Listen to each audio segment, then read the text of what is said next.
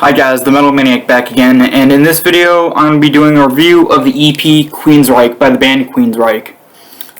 This was released in 1983, and it was the band's debut EP. So before I get into the songs, I'm going to name off the band members really quickly. Eddie Jackson on bass, Michael Wilton on guitar, Jeff Tate on vocals, Chris DiGiaro on guitar, and Scott Rockenfield on drums. So, the EP starts off with the song Queen of the Reich. This is one of the best opening tracks I've ever heard on any record ever. It starts off with Jeff Tate with this high-pitched shriek, and then it goes right into the main riff, and it's just a really epic, almost melodic at times song that also kind of feels like, with most of these songs on here, they feel very fantasy-oriented, like they feel like they're from like a fantasy story or something. And this is just a great song. Also, one of the best solos I've ever heard. It's a two-part solo, and it's just super melodic, super catchy, and just a very, very well-done solo. And I think this song is probably the highest Jeff Tate's vocals ever get on a Queensryche song.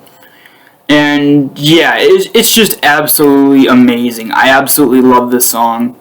Great way to open the EP. The next song is called Night Rider. Really good song. It has a very catchy chorus, along with a really great riff. Pretty good solo as well. Now this song, Night Rider, was actually covered by Slayer back in their early days during their very early live shows. In fact, I have the live album called Face the Fucking Slayer, and which it was recorded during one of their very first live shows in 1983. And the Slayer did cover that song, but the cover didn't end up on any of the actual albums. Now, comparing that cover song to the original one, musically, I do prefer this original version of Night Rider. But vocally, I do kind of prefer the cover version. I think Tom Araya's vocals he just gives a very sort of like unique vocal delivery with that cover version. But yeah, like I said, very great song, love it. I even love the vocals on this version, but again, I slightly prefer the vocals on the Slayer cover version. But yeah, great song. The next song is called Blinded. It's the shortest song on the EP, but it's so good.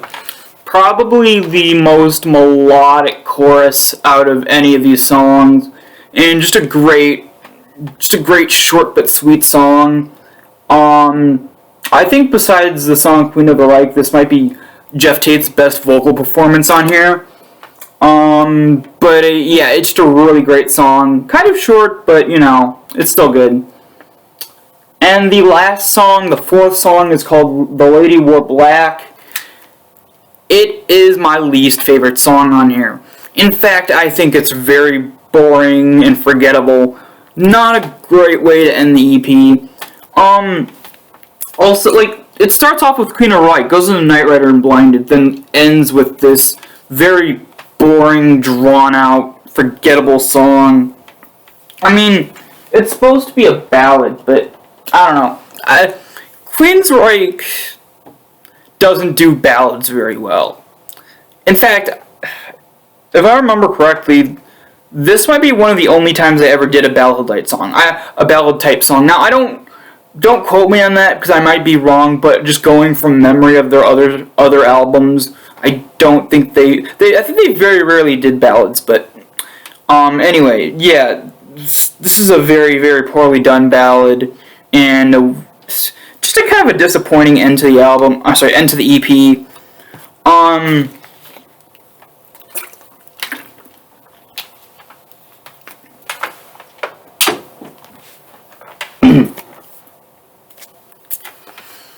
But I think the most egregious thing about this song is that not that it's boring and forgettable, but that it's way too long. It is the longest song on the album, I'm pretty sure. Hold on. I'm gonna actually check. But I'm pretty sure it's the longest song on here.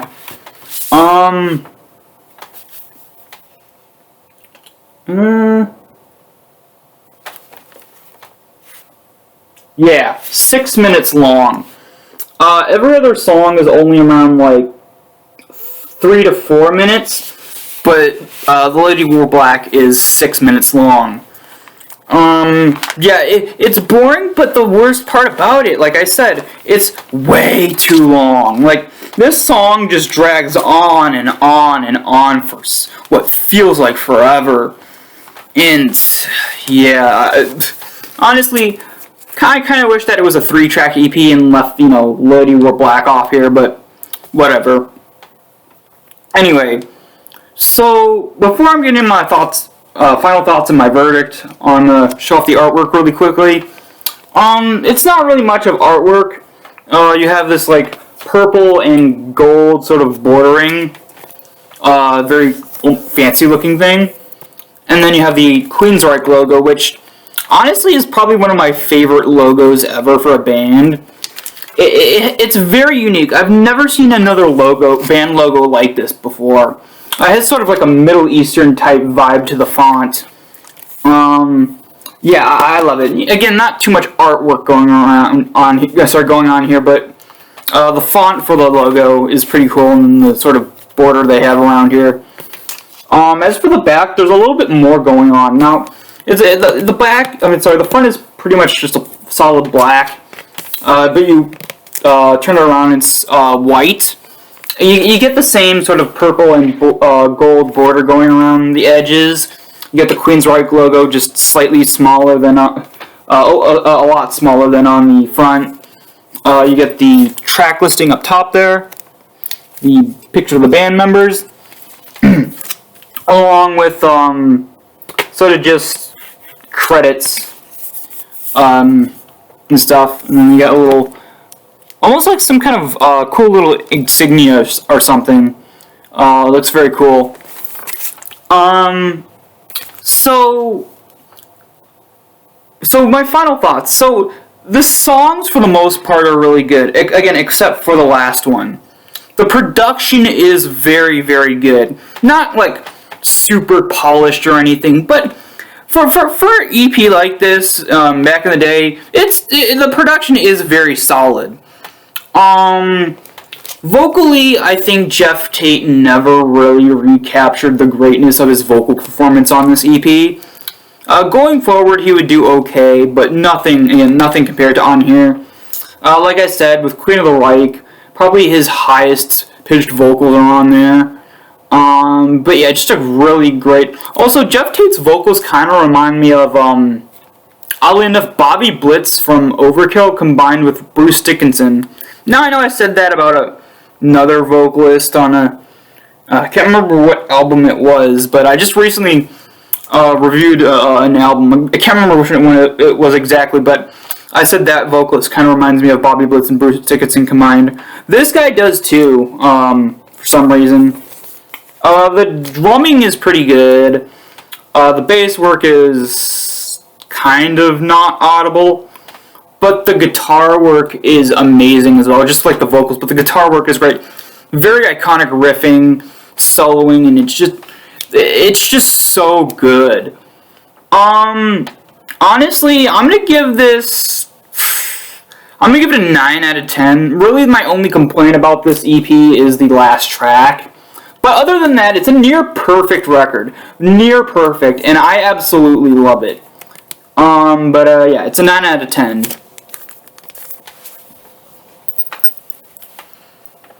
Alright, so that's it for this video. Hope you guys enjoyed, and I will see you all next time.